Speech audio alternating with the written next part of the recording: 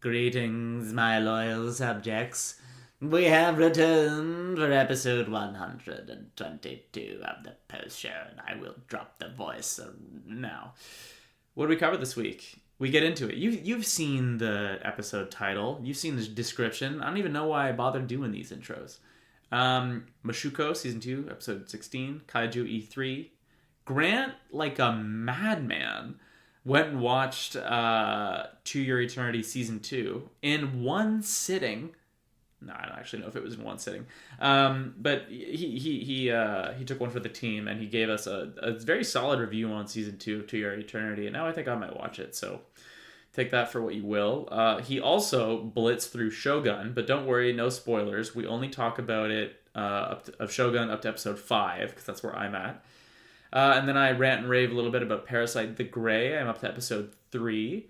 And then we cover a litany of news throughout and towards the end of the program. And I'm sure you'll see some of that in the description, or you can listen to it now.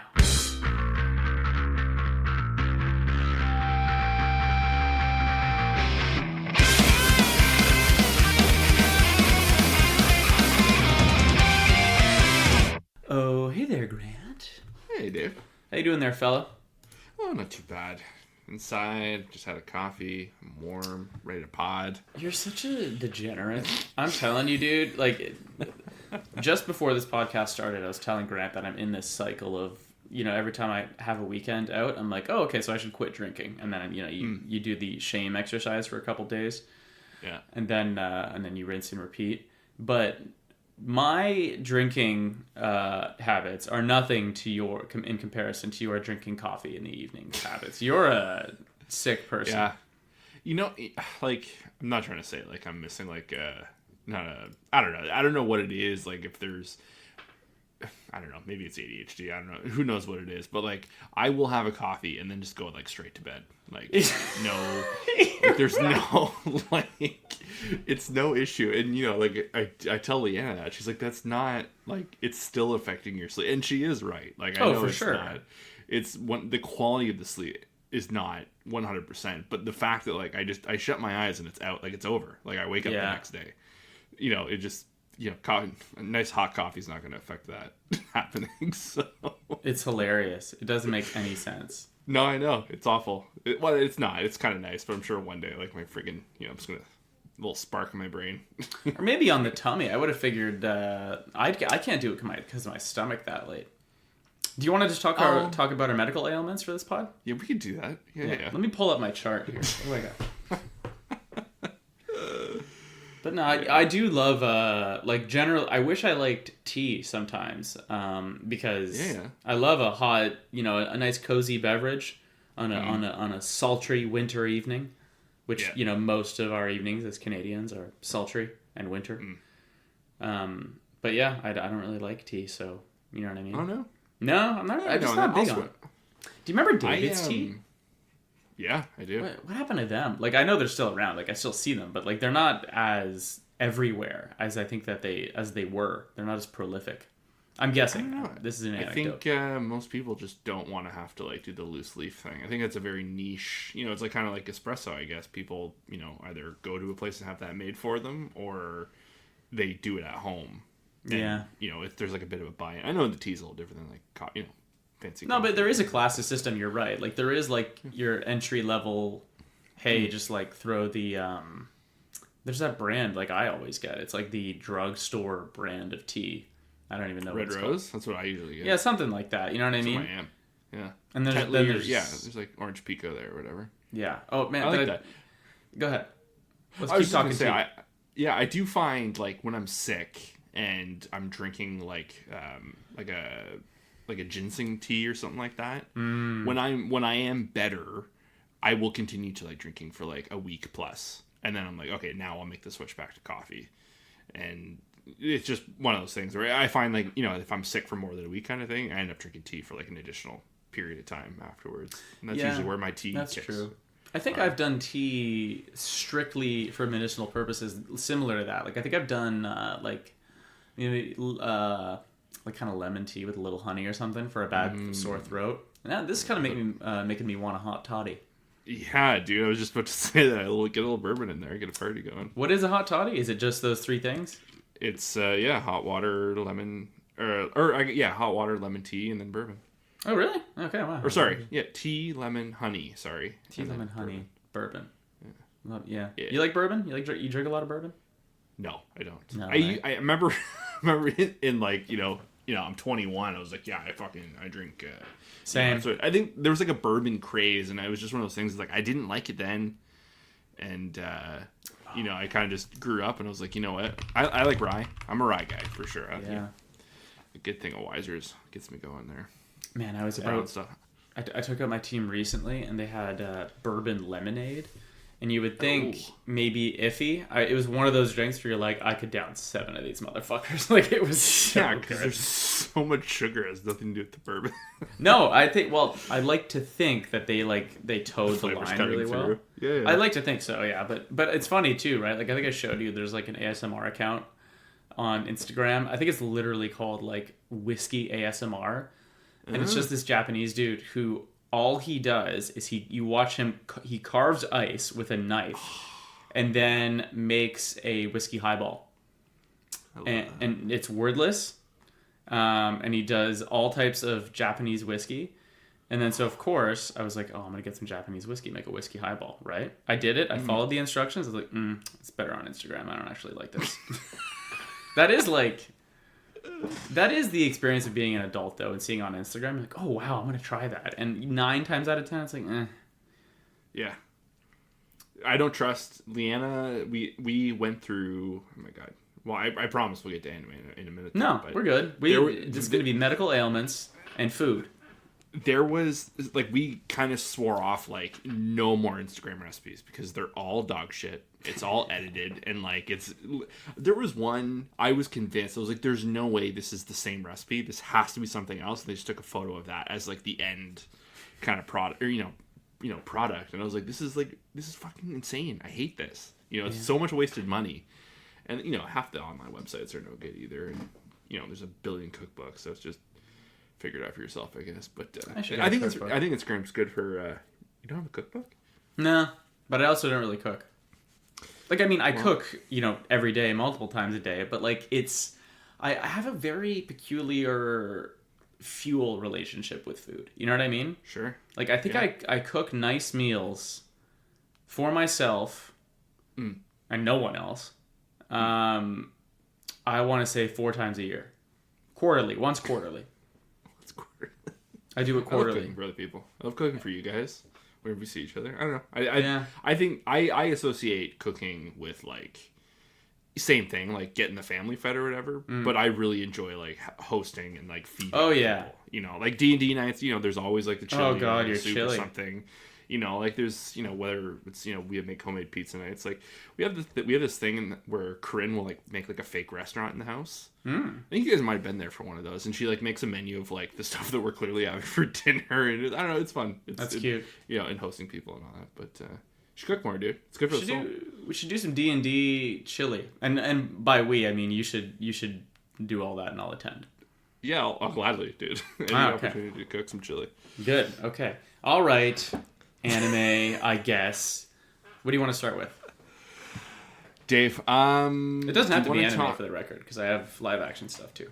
I do too. Do we want to get, like, the seasonal stuff out of the way? Yeah, let's get it out of the way. Yeah. Well, one out of the way. Yeah. Mushoku Tensei. Yeah, Mushoku Tensei season 2, episode 16, I think. It was okay. By the way, yeah. Last week it was a fucking after credit scene. I can't believe I missed that shit. It was Rejared because this episode opens with him. Yeah, so I checked right as I was hitting play. I was like, you know what? I should check. Did I just zone out last week, or was it after credits? And 1, it was after credits, and 2, you know what else, dude? The credits came on, and the fucking skip credits button showed up. So I was like, oh, like they do that often, just to like get you noticed to the end of the playlist. I've seen so they can get you to the after credits scene. Yeah, I don't know. I think more testing is needed, but it has led to some confusing results. That's what I'll say. But anyway, so that was, I'm going to blame, I don't know, I guess myself for that. But anyway, yeah, Redrade is back, and he has Rudy's sisters in tow. Yeah. back, but not back. So that was kind of disappointing that he's already moving Big on time. To the next thing. I was like, well, okay, that sucks. But I don't know, like it's just like same thing. I'm not gonna dwell on it too much, but just a lot of the same gags. We're kind of, it definitely feels like we're stalling again. Yeah. Like I know, like it is frustrating because you can taste the next thing really popping off soon. Yeah. But like every episode, you're just like, oh, okay, I guess it's not this one. It'll be the next one. I feel like every week I'm telling myself like it'll be the next one. But I don't know. I'm watching every week. Looks great, but I'm kind of hoping we change it up. I think I was also bummed about Rijard leaving. I will say, like, on a positive note, I think that like came through really well. I know that might sound silly, but like, I feel like the audience was Rudius when Rijard was like, "I'm out of here." You know what I mean? It was like as an audience member, you're like, "Oh, what?" But you were like from the good days. You know what I mean? Yeah. So yeah, he did have it. I will say, like again, the best part of the episode was like him kind of having that, kind of. It was weird. It was kind of awkward between the two of them, and Rudius even has a line of like, "Oh, what did we used to talk about?" Because he was a kid, right? Like again, he's not, but he is. But I don't know. It just Eris was there to fill the space too. 100%, and he kind of is helping Rudius with like kind of figuring parceling that out a little bit, which I thought was very interesting. That was an actual good scene where they were like, like a grown man, like kind of a. Just a good male role model because Paul wasn't really that, and him helping like Rudius kind of suss out his feelings a little bit. Like, I bitch a lot about the show, but that was like a good moment, and I was like, oh, this is like a good learning experience for Rudius, and it's kind of interesting like how much he fucking spun his wheels on that whole Eris thing, just like with no progress for years. And then which led to this whole thing like at at the university and all that. So it is all kind of full it's coming back around full picture. But I wonder if that's like a fun little tease. I would like to see Eris again, to be honest. I'm very curious to see what she's been doing for like these 3, because it's like a 3-year time skip we've had. I think it might have been 5, dude. 5. So like it's been enough. 3 to 5 times. So yeah. And I mean, I do too. Like, this is definitely one of the show's strengths, right? Like, they've brought in characters and have kind of like aged them out, or been like, hey, like this is your exit stage left. The story is like Rudius's journey, and like your part of it and it is done. But it's like I don't want it to be, right? Like I want more of Rijard. I'd love to see where Eris is and what she's up to, how she's grown, because she was definitely like kind of the, what do you want to call it? Like the yin to the yang for Rudius. So it's like, I'm sure she's had her own development. And then also Roxy. Like there's all these characters that we met very early that we've had 0 to no interaction with. In almost a full season, yeah. Yeah, so like... little bits and pieces here. I was thinking, when I was watching this, or when the Eris stuff was brought up, is she technically the current head, or... Because you know how Sylvie is like... with that princess or whatever, and she plans to eventually get returned to her kingdom and kind of take over.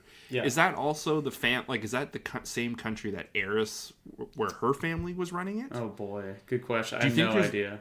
I'm almost wondering if, because once we save, Rudius's, mother kind of thing, I'm almost wondering if that's what they're teeing up, that, Rudius is going to have to pick maybe between Eris and like Sylvie and like that whole team. Yeah, because so I don't know why. I just kind of, as I was watching this, him talking about Eris, and he's made those promises to that princess there. But no, that's a good. I don't know, man. And like, I hope that the show, I hope that the story is building to a grand intersection, right? Like we also haven't seen. I mean, also it's been like no time, but the human god, the dragon god guy who fucked him up, and was it season 1? I think. Yeah. So like. Maybe we should Google it. Maybe we should look into it later. If anyone's listening, like I'd be curious as to what percentage of this story were done, because a meaningful amount of time has passed just in these 16 episodes of season 2, right? Like we said, jumped 3 to 5 years. Rudius has certainly grown. At times it feels like we haven't seen a lot or done a lot. But yeah, I am curious about like where we are in the progression of the story and like where it's heading. Where are we at like percentage of completion? I don't know. I'm curious about all those questions. But I guess we'll see. Hopefully soon. Hopefully soon. Oh, and I'm not gonna not mention it. The whole underwear plotline was fucking stupid, and like, another notch against this show and like how it handles that kind of stuff. That's stupid. I don't care what anybody says like about like the validity of it as a plotline. It's fucking stupid. It literally felt like it was padding time out. Yeah, it's stupid. Yeah, but whatever.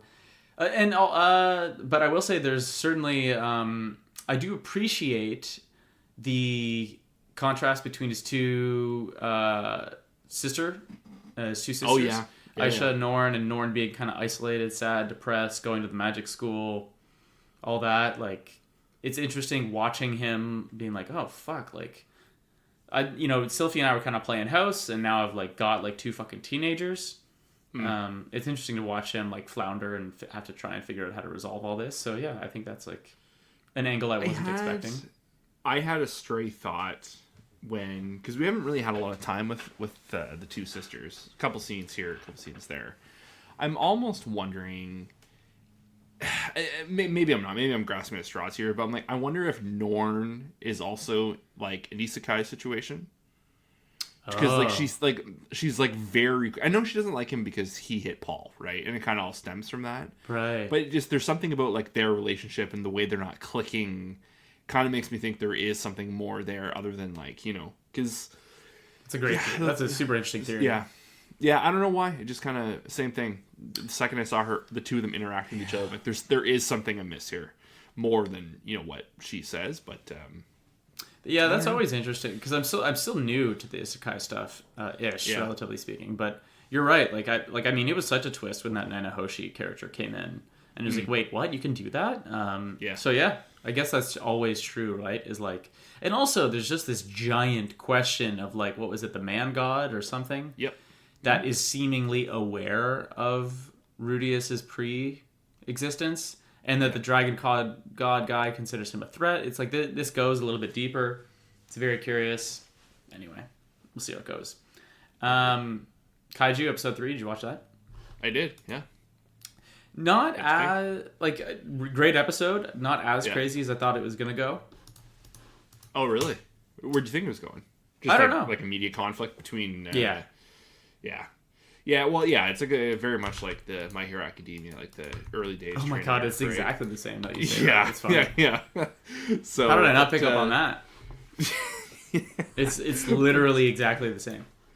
Yeah, I don't know. It's funny. I think Kafka, like I said, when I talked about it a couple weeks ago on my solo pod, I think the comedy really kind of shines through from the manga. Like when I've read enough now. You read some stuff, you can always tell if if this is gonna fly or not, and whether it kind of sometimes you see jokes like not even used at all, but it feels like they're pulling straight, like line after line, like a lot of his kind of his comments and reactions and all that. But I don't know. It's good. It's very. I do find it looks weird, but the manga looks weird too. Like the character designs, like their faces, like they feel very more round and kind of less sharp that you tend to see in a lot of anime. But I don't know, man. I will say so. I guess next week will definitely be the episode where I'm caught up. Okay, because you had seen what we've seen so far. Yeah. I thought by the end of this episode they'd kind of get to that, but I think probably half of the next episode will be what I've seen, and then the second half will be new stuff for me. Okay. Because it kind of feels like they cut off like more or less just right before where the first volume ended. But sure, it's is this 12 episodes or 24? Do you know? No, I don't know. I hope 24. I really dig it. 24. Like, I mean, I wish it was always 24. I really don't love like the split core thing, but I do get it. Shit, what was I gonna say? Oh yeah, like just re your note on the comedy, like that definitely did not shine through in the pilot, and like the last episode because they were doing a lot more. To be fair, it was all set up. But I will say, yeah, like episodes 2 and 3, I'm legit laughing out loud. Like it's straight up slapstick. Yeah. It's straight up funny. There's cool action. The world building is cool. It's like kind of just check boxes the whole way, so I'm very down. And yeah, I probably will not miss it. What is it, Saturday show? Saturdays, yeah. Yeah, man. Every weekend. I think I've watched it Sunday morning so far, and it's great to have like anime just sitting there waiting for you Sunday mornings. So isn't that a nice feeling? Like 50, Sunday morning cartoons, basically. Yeah, like 20 years later, we get to re-enjoy it again. On our own Yeah. time. Like here's all the shows we missed. Yeah. We have to wait it. We have to rely on a schedule. You just put them on whenever you want. Yeah. But Kaiju E3 it's pretty good. It's nice now. I had to skip the opening. Oh right, yeah. It's funny. I laughed when I saw it this week. I was like, Grant. I guarantee Grant hates this. I do. It's so bad. Both the opener and the closer are awful. But I want to mention this because we kind of just went over it very briefly. But is there any chance, and I'm pretty sure I know the answer to this, but is there any chance you caught the My Hero Academia Season 7 trailer? No, I did not. It's actually kind of hype. Oh yeah? Yeah. Like what was this it? Weekend? Yeah, because it was Season 5 that we shit all over, right? But wasn't Season 6 like good? Like what am I like? Did we? I can't quite remember. Season 6 was like very up and down, and 5 was like a mess. Yeah. Okay. But Season 6, if I remember correctly, doesn't Deku Midoriya unlock like a shitload of the previous One for All holders? Yeah, we get like 3 in an episode that he has access to. Yeah, I remember the pacing was all, and we were complaining about that at the time. Okay, but when they show the trailer for Season 7, it very much looks like I don't want to say a climactic thing, but it's like, I'm starting to wonder, like, how much longer can this fucking show go? You know what I mean? I have read that, like, the number people have said is, like, 9. Okay. Because the thing is, it's not over yet. Like, I believe it's still going. Like, the manga had, like, put an end to it, so, like, there's going to be a date. Yeah. But I think it's still ongoing at this point, so who knows if that number's still kind of the same, but... I can't remember if he's the guy... I'll keep watching it. Yeah, I can't remember if he's the guy who said, "Oh, it'll be done this year." Oh, wait, never mind. As he was getting, I can't remember if that was him or someone else. No, it was My Hero. Okay, so maybe a couple more seasons after this. We'll see. But I'll be tuning in. I don't know if we're gonna be doing fucking episode by episode breakdowns because I'm not getting my heart broken again. I think if they're good, we talk about it. If they're not, they're not. It's funny because I know not this trailer, but the previous one, the internet was kind of a buzz with like, oh my god, like can they not get one classic shot right from the manga? Like there's a pretty tragic. You sent me that. Between Todoroki, or there's a shot of Todoroki, and there's like an All Might statue in the background. There's a couple of villains or whatever, and just like come on, like how do you not try and like attempt to recreate that shot? In the anime. Yeah. But it was also like 3 months ago, so they could still be working on the scene or whatever. But I remember specifically. Oh god, what's the villain's name? Not the chief villain. Like Deku's negative. Shigaraki. Shigaraki. Yeah, he had like that transformation arc in Season 6, and I remember seeing pages from the manga, and it was like super gory, badass, and like they really made that shit PG-13 on the in the anime. I remember being like, damn, that looked actually pretty fire. And I've heard very good things about the drawing of just like the pen work and the detail in the manga. Yeah, which based off the panels common, that I've right? seen, it actually looks pretty solid. One day I would like to go back and read that and just see like what was missed. No, that's true. It's just so long, but you don't have a problem with that. You can rip through stuff. Speaking of ripping through, Dave, I did The Unthinkable this week. I finished season 2 of To Your Eternity. Oh shit, dude! Yeah, I watched 10 episodes. That's where we left off. We left off at episode 10. I checked. That was the last one we talked about, and then there's only 20 episodes in this season. Okay. And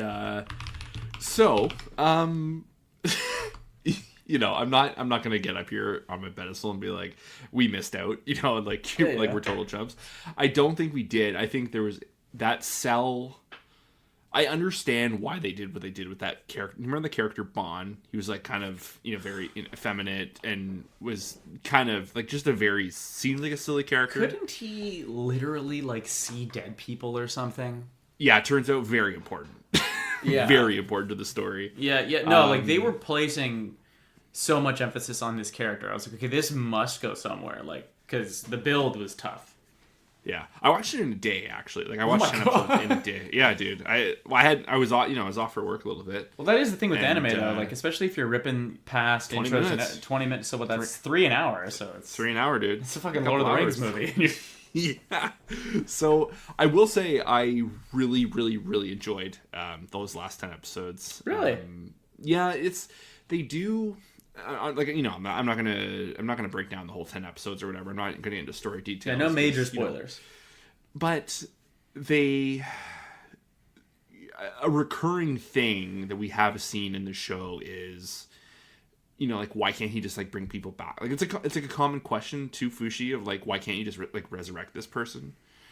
And they kind of play around with that by the end of this, and I think they handled the immortality thing pretty interestingly. Yeah, because there is more to come, right? So yeah, but it does kind of feel. I will. Okay, maybe this.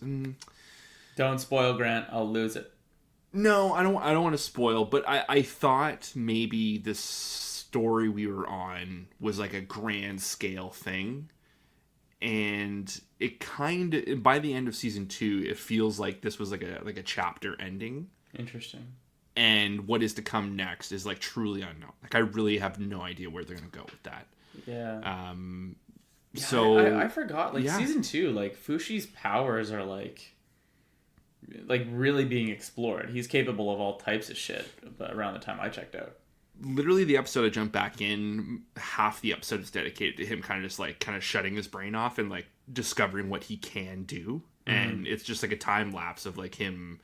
He kind of develops like this root system, and that becomes a huge part of the story and his power and kind of because the I think where we had left off, the Knockers, still a bad name, but they give a message through that the dude that was obsessed with them.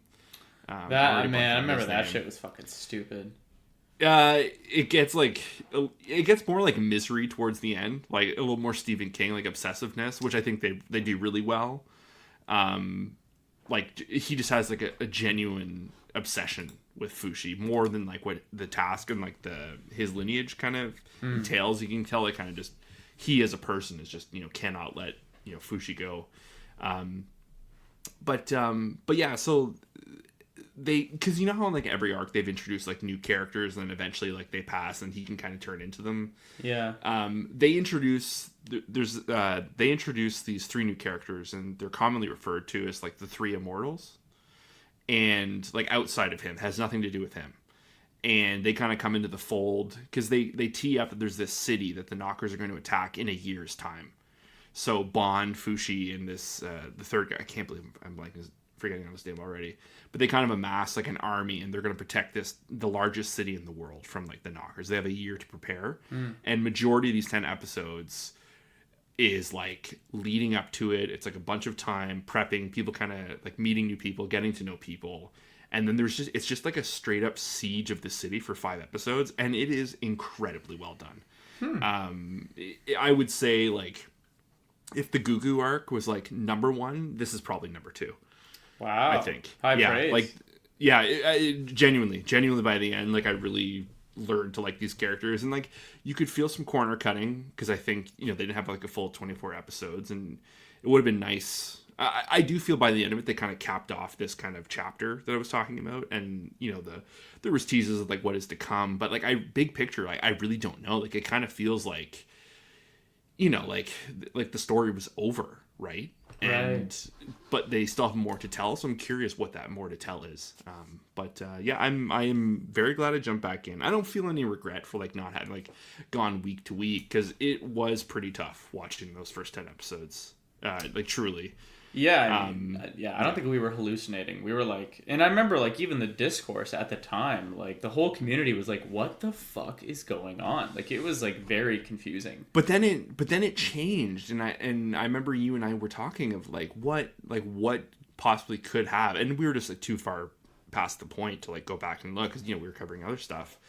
But there was like a genuine change, and now watching it's like, oh, obviously this is where the change is, and I can see why people started to enjoy it, because I started enjoying it again. I was like, this is kind of, I don't know, they kind of, it's interesting too, because Fushi, he has all this compassion, but you can kind of feel him going cold in this. Like, he kind of, for the first time, I think a big thing you and I had always thought of, like, when is he going to realize that, like, people are using him? And that finally does show up in like these last 10 episodes. And I remember that was really well done. Yeah, I remember being really frustrated by like the pace of his learning, like him just being like just dumbfounded and shocked at like very basic human behavior, but he was at this point supposed to be like hundreds of years old. I remember like the pacing was just like, okay, he can be like a newborn baby for a few years. Yeah. But like at a certain point, when you've like known generations of people, it's like, okay, what do you mean you don't understand what fucking like love is? You know what I mean? It was like it was becoming a little bit insulting to the audience and a little bit silly. There is no more of that, I would say, in what I saw. Like he felt very like, I am one with what I am and like what my mission is. Like, it feels very like religious in a weird way. Like it's not like he's like he's not like aware of the cult of Fushi, because like that is still a big thing in this season, because I think where we had left off, he had faked his death, and he was like, they had faked his death so he can go and do what he needed to do to protect this city. I think I remember that. I can't remember. And but yeah, so that is good to hear though. Like, it's good to hear that like the second half genuinely was way stronger than the first. Like I said, if you break down the arcs, well, I like the March and Perona ones too. But yeah, I do think this whole siege of the city is definitely the second best arc. That's good to hear. In the 2 seasons. Yeah, it was really good. One day it is sitting there, but I think whenever you go back, it's well worth it. I think, and I saw the key art like whenever it did wrap up like a year or two ago. Like he's sitting there with like a Starbucks cup or something. Yeah. So Fushi with the bubble tea. Yeah, like kind of modern day. So that's interesting. So yeah, maybe I'll endeavor to try and wrap up season 2 before season 3 starts. We can start fresh. I did watch a quick like what happened in the season, then I just kind of stopped where like they kind of talk what was coming next. Oh really?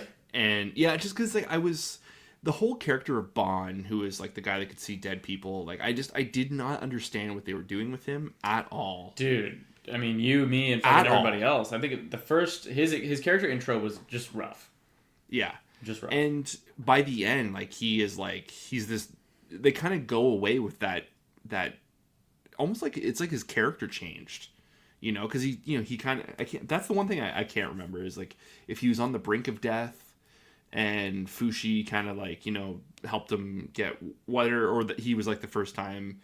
Fushi like pulled off. I can't remember what it was, but like I was like, why such the change of character? Because he becomes like a general. Like he is essentially running this protection of this city. Like Fushi's doing all the work, but he's like the logistics guy, and he's the one that's collecting the armies, and he's the one that goes and finds the 3 immortals, and again 3 amazing characters in the bunch and the collective that we've met over these 2 seasons. But yeah, it's compare the first 10 to the second 10 is night and day. Truly night and day. I was shocked. Like after about 2 episodes in, when I picked back up, I was like, this is not the same season. It's crazy.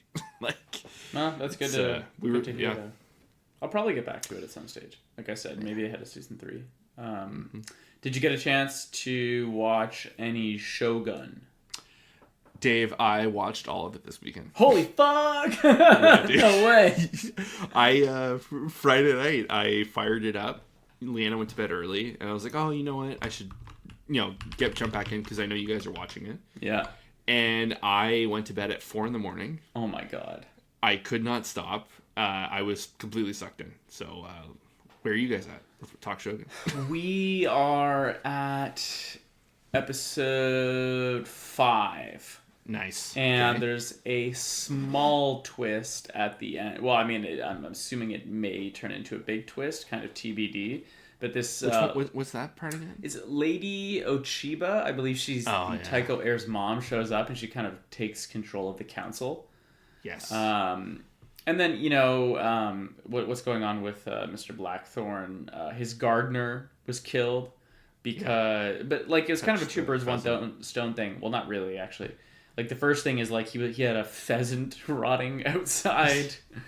That happened, and then also they used the opportunity of him dying to like pin the idea that he was a spy. This fucking this Ishido guy is such a fucking snake. It's hard to tell what he's up to. And then I'm trying to think about there's that random ass earthquake / mudslide. Isn't that crazy? That was so cool though.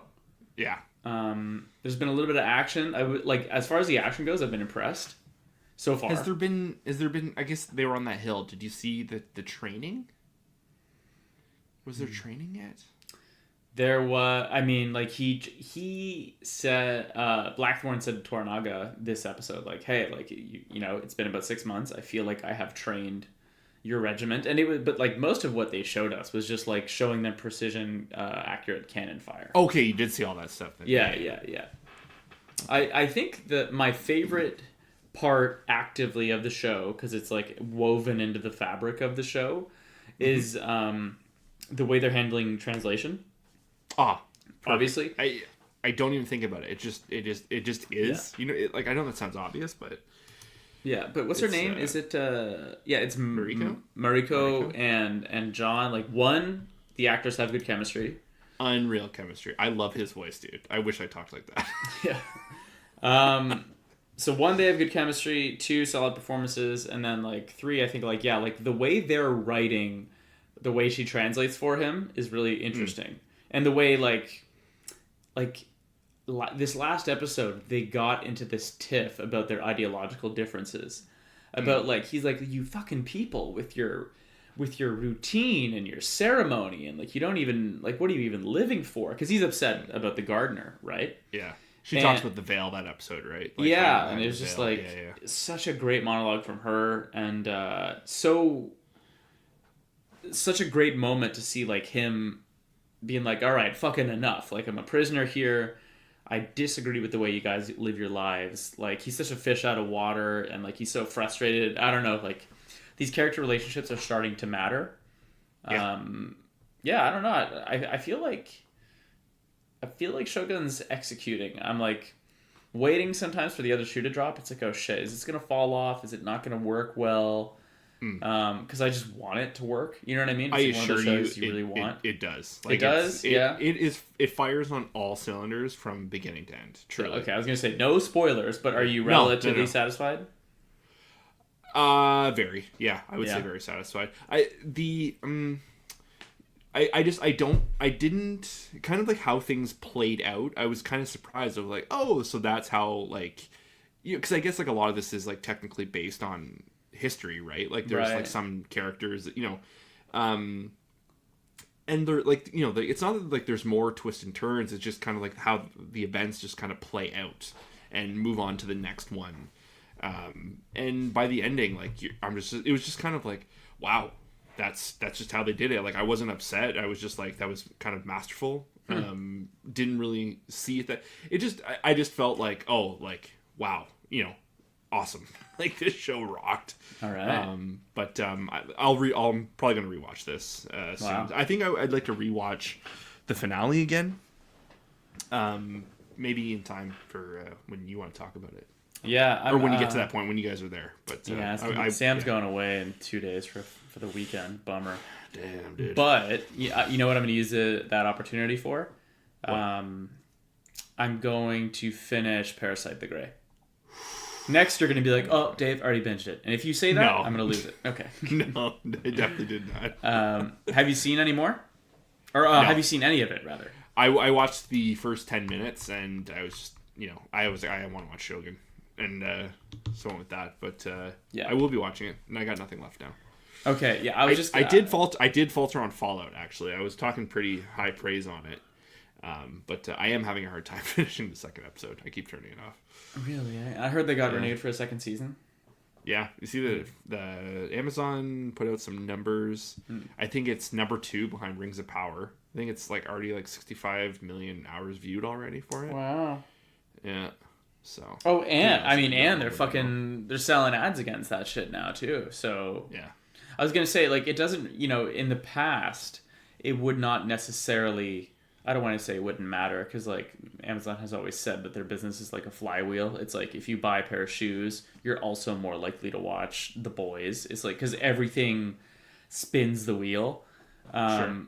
But it's different now that they are literally selling ads. Even though you're a Prime subscriber, it's like when you get 65 million hours of viewing and you're selling ads on every minute of it. That will help them. I mean, it's a fucking pain in the ass for consumers. And it's shitty, but yeah, I'm sure they're quite happy with that result. My sister said she watched it and liked it. She had never seen the game or played the game, obviously, but yeah, I don't know. The games are never really my thing. Yeah, no. Yeah, it's like they do like they're not like they're not like 1-to-1, which I think is nice because it's. I think they had to make it a little Hollywood-esque and they had to change some of the tone from the games. I think that is what my problem is. It feels a little too Amazon Prime-y. Sure. But yeah. Sorry, go ahead. No, I'll get through it. It's just one of those things that I'll get to. I had just watched all of Shogun, and it's just such a beautifully like well taken care of show from beginning to end. And then you watch Fallout, and you're like, I can just do something else right now. Yeah. I was just going to say, just briefly revisiting Parasyte The Grey. Like, dude, I'm really interested to hear what you think about it when you get around to it, because it might be like the favorite thing I'm watching right now. It's very close with Shogun. But like they're also, it's so difficult to compare them. You know what I mean? Like, well, actually, no, they are difficult to compare. I was gonna say, well, I mean, I guess the only thing they have in common is there's a lot of subbed content, but that's really not. The fact that there's a foreign language doesn't really link the two. That's really the only thing that they share. But they're doing like, because I still haven't seen Train to Busan, right? But just the way they're handling like suspense action and like little car chases and like drone sequences and like CGI fight scene stuff, but like they don't lean too far into the CG. They're like just doing it just the perfect amount, kind of in and out of darkness to make everything a little bit spooky. There's like very light horror, thrillery vibes, like right on my tolerance level for that kind of stuff. There is like some silly like anime-isms included, but like not. But I'm like pretty hypersensitive to that stuff, and I turn shit off pretty quick. So like I think it's quite palatable from that perspective. I don't know. I'm having a huge blast. I encourage you to check it out when you have time. Because like I know like it's a South Korean make. Yeah. Do you find like because because you and I we went and saw Old Boy and we watched Squid Game and I've seen a couple other things. Does it kind of have like that Korean tone where like it does kind of feel like you're on the edge of your seat the whole time? I feel like everything I watch by and like Parasyte and stuff like that, it feels like the thriller-esque like the thriller-esque stuff just like borderlines into horror a lot of the time, like true. Yeah. Do you feel like you get that vibe too, or is it kind of just like straight horror? No, I definitely get that vibe. I definitely do. It's funny. It's like I'm not often great at that kind of thing, like at identifying like where this was made and what it feels like. But because I think the intro didn't even have any language in it yet. Like I hadn't heard whether they were speaking Japanese or Korean. Sure. But I was like this. Because I was, going into it being like, what, like, is this going to be, like the Death Note live action, or the Cowboy Bebop live action, or Bebop live action, or Full Metal? You know what I mean? Like all of these anime adaptations to live action that have like failed and leave a sour taste in your mouth and make you feel like they've bastardized the source material. But like I was just coming into it and I was like, okay, this is different. Like this feels different. And that doesn't mean anything though, right? I was like, oh, maybe this one's good and the rest weren't. But I was like, I kind of felt like there's like a weird fucking Korean vibe I'm getting. Like there's just something. And it's funny that you said that, because it's like there's just a tonality to it where you're like, something's off, but it's off in a very specific way that just makes you slightly uncomfortable. Yeah. But yeah. It's just suspense. Yeah, Truly. I don't know. It works for me, man. And I'm not saying it's like absolutely perfect. I'm just saying like I fucking loved that anime. And it's just so cool to see something like from the same material, but like not a 1-to-1 recreation, just a total like fresh take on it, and it not ruin the experience. It enhances the experience, if anything. So far, I'm halfway through, so we'll see. Right on, dude. That's all I've got. I've got some news stuff. Let's hit it. Okay, so this isn't news, but I just want to say on the record, because Demon Slayer's coming. Like it's... Oh shit! True. Yeah, 2 weeks. Yeah, it's a couple weeks away, and I was, rewatching like some hype moments because that's my algorithm. Yeah. Okay, as you do, and I've revealed that I have a sickness, and that sickness is watching people react to shows I've seen already. So I was watching some people watch The Entertainment District, and there's a lot that I forgot about that season. And I have to say, in retrospect, like, yes, like, season 3 was, like, a step down. But I also think, like, the some of the moments of the Entertainment District arc that, like, live in, like, infamy now, like, the final fight, the final episode.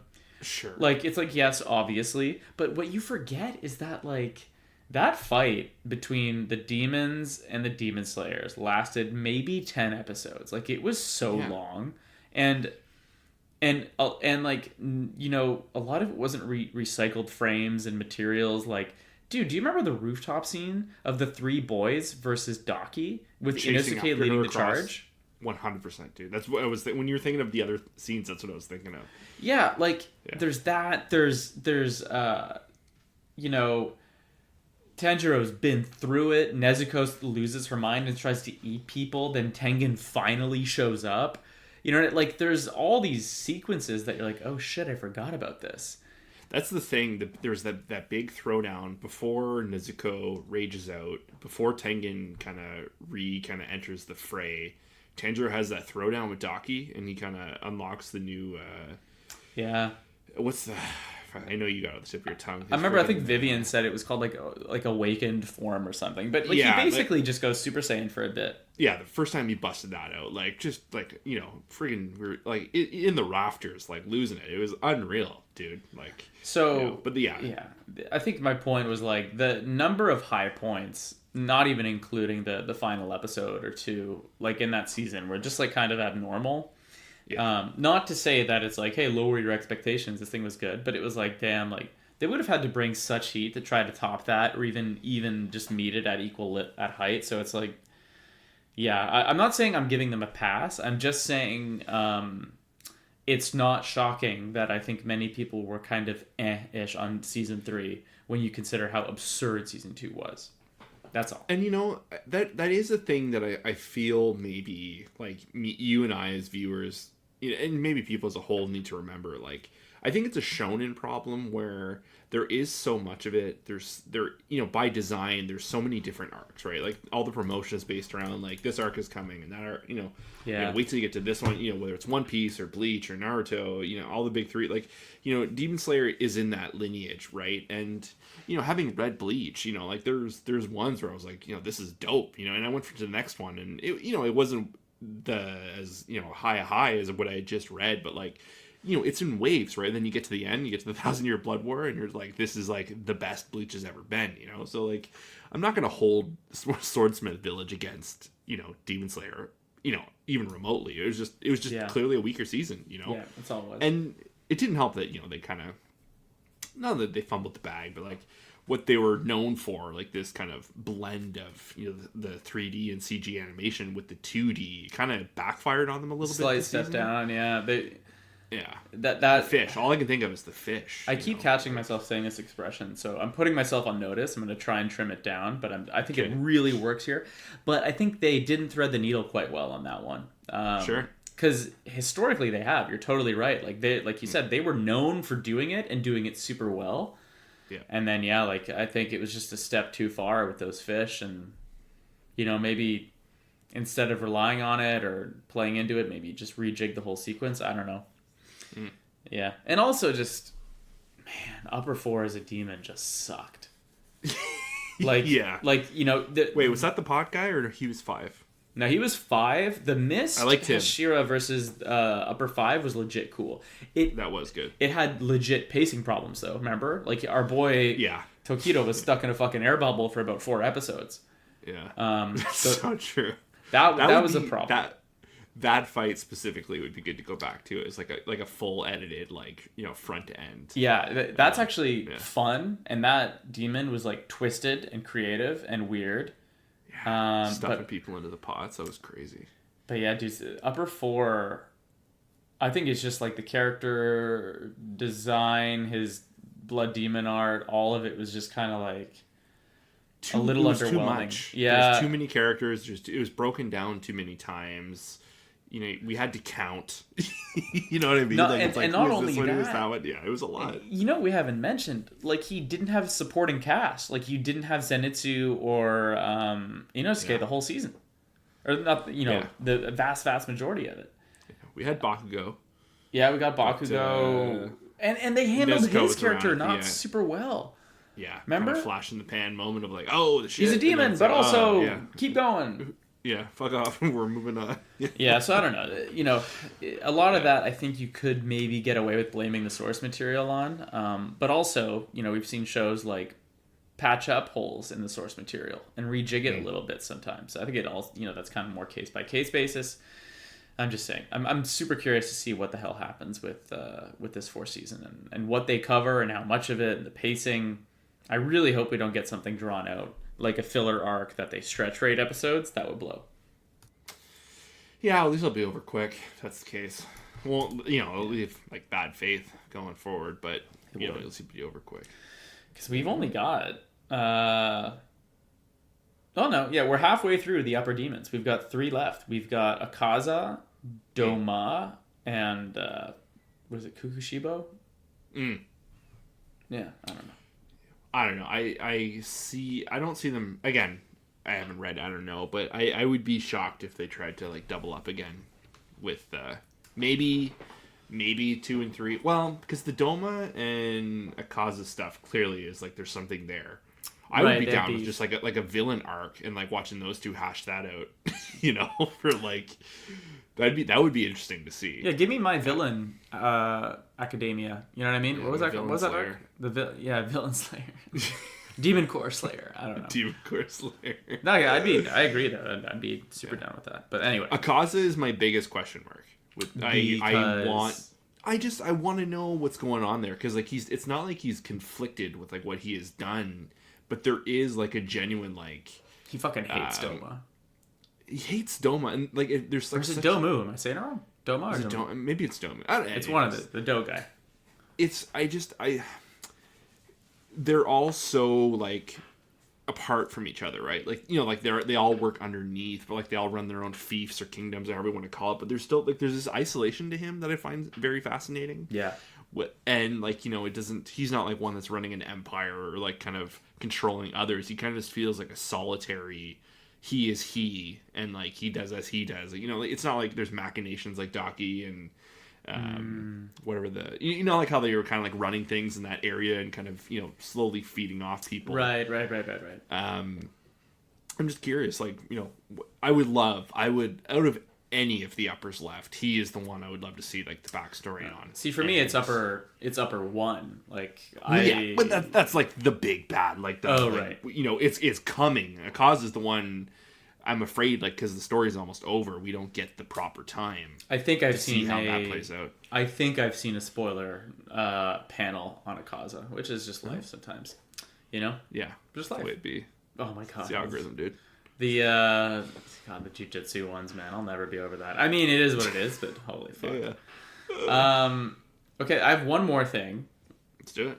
I mean, I technically have 2, but I don't even want to mention one of them because it'll just sour my mood for the rest of the episode. Do you want to know what it is? Kind of now. Yeah, I mean, it's probably going to ruin everyone else's day when they hear about this, so I don't really like putting negativity out into the airwaves. But I did take note of it, so I should put it out there. I saw a fucking headline as I was getting my notes ready for this episode. And unfortunately, it's been confirmed that Will Poultry is going to return to the Bear for season 3.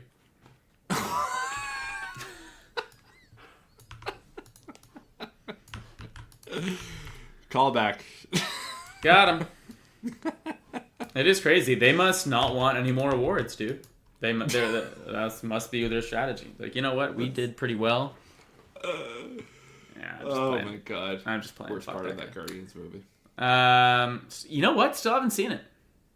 Still You're haven't fine. seen it. Huh? That is not one I'd rush out to see anytime soon. We'll see. We'll catch Deadpool, Wolverine. Yeah.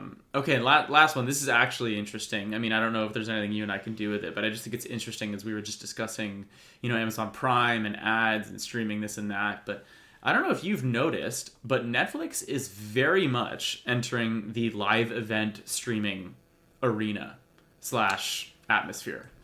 Yeah, we had talked about that. They had signed a deal with the WWE and the NHL late last year. Yeah, we had talked about that, and then they did was it the Golden Globes they did this year? No, they didn't do the Golden Globes, did they? They didn't do the Screen Actors Guild, did they? I think so. It was either Screen Actors or Golden Globes, one of the two. But yeah, they did that. No, it definitely was. I don't know. Okay. Producers, I don't know. We have supercomputers right in front of us. We have. Okay, let's just see. Why 2024 SAG Awards are on Netflix and how it will change. Will 2024 new partnership, yada yada. Did that already happen? It must have already happened, right? Yeah, it was in February before the Oscars. Yeah. Yeah, that's crazy. Wow. Yeah. Okay, I did not watch that. Anyway, so it's not just that. Yeah, like I'm looking at a list because there's one this Friday. And they're serving me, like when you open the Netflix app, there's like that big splash screen that's like an ad, usually for their own content of like something upcoming that their algorithm thinks you'll like. And yeah, John Mulaney is hosting this comedy event called Everybody's in LA live this Friday at, what is it, 10 p.m.? Yeah, 10 p.m. Eastern. And I think maybe another one like on May 6th or something. I don't know. So John Mulaney's got one. Cat Williams has one on May 4th. Nice. And they're doing the roast of Tom Brady live on Netflix on May 5th. I think this whole weekend. There's like a Netflix joke festival thing. Okay. But they're live streaming specific events like the roast of Tom Brady, John Mulaney, Cat Williams. And don't forget, I mean, the biggest of them all here, they're doing Jake Paul versus Mike Tyson on July 20th. On Netflix? On Netflix. It's actually, I make fun because I'm not really a fan of the Jake Paul experience, but he is whether we like it or not, he is a figure in boxing now. I would say, yeah. And he's fighting Mike Tyson, which I have so many thoughts about, but this isn't the podcast for that. But they're they're in over 200 million homes or some bullshit. Like, that's a big fucking deal. And not to mention, crazy. Their co-headliner that they secured, Amanda Serrano versus Katie Taylor, too, is like an actual, probably the biggest fight in women's boxing that you could possibly make right now. So it's like they're making it into a very credible undercard event, which is usually the strategy that Jake Paul cards have. Which is interesting. But yeah, like, not just comedy stuff. They're doing a live sports event, for Christ's sake. So I don't know. I just thought that was interesting given like everything happening in streaming right now. The one thing I've always said about Netflix, it's like, yeah, but you'll never be able to watch live content there. It's like they're like... Wait, is that fight is this weekend? No, July 20th. July 20th. The Tom Brady roast is this week. The comedy stuff. The John Mulaney, Cat Williams, Tom Brady, it's all this weekend. Word. So yeah, if you're sitting at home and you're looking for some funnies, definitely check that out because they'll be doing that. So yeah, I don't know. I thought that was worth mentioning.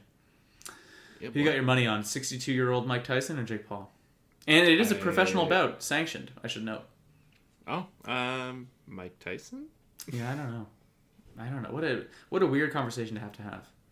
But, does a 62-year-old beat up a roided up 20-something-year-old? I don't know, but they're both. Have they said like what everyone's making on this, or is that like always hush hush? Like for the fighters, So usually it's disclosed, especially in boxing. It's relatively well regulated, and that commissions have to disclose the purse awarded to each fighter. They haven't done that yet. And usually also that it's also because like they have a deal with a specific promotion airing on a specific network, right? Boxing is different. It's like this fight's on Showtime, this fight's on DAZN. Oh, it's different in the I see what you're UFC where everything's on the UFC, and if anything, they've actually done quite a bit of lobbying to make sure that their payouts are hush hush, considering they don't pay their athletes very well. But boxing almost always comes out. I don't know if Netflix... Is it called DAZN? I always thought it was called DAZN. No, fuck. No. It's DAZN. Jesus. DAZN. I was picturing the logo in my head, and I was like... oh my god, I feel like an idiot. I've definitely said DAZN to people. No, I'm so glad that you caught that. It's DAZN. Wow. But so yeah, I hope Mike gets banked for it. I mean, he'll probably do all right. Anyway. Yeah, I think he was doing all right before, but yeah. Yeah, he's famous for, I think, in his boxing career, like in his prime, I think he made over 300 million in career earnings, and by 40 he was broke. Oh, really? Yeah, he's one of those guys. Yeah. Anyway. Damn, man. Yeah. Anyway, so next week we'll do the Mike Tyson biopic. We've been working on that. No, I'm kidding. We'll be back in a week or two. Thank you guys so much for listening. Grant, have I missed anything? Are we good? No, I think we're good. Okay, how have I not plugged the social medias? Good Lord. Oh, you gotta get it. Find us on TikTok at Part-Time Otaku Podcast. Also on Instagram. Find us on all the socials. Subscribe on Apple Podcasts and on Spotify. We'll be back in a week or two. Thank you so much for listening. Grant, go ahead and say the thing. Bye, guys. Cheers.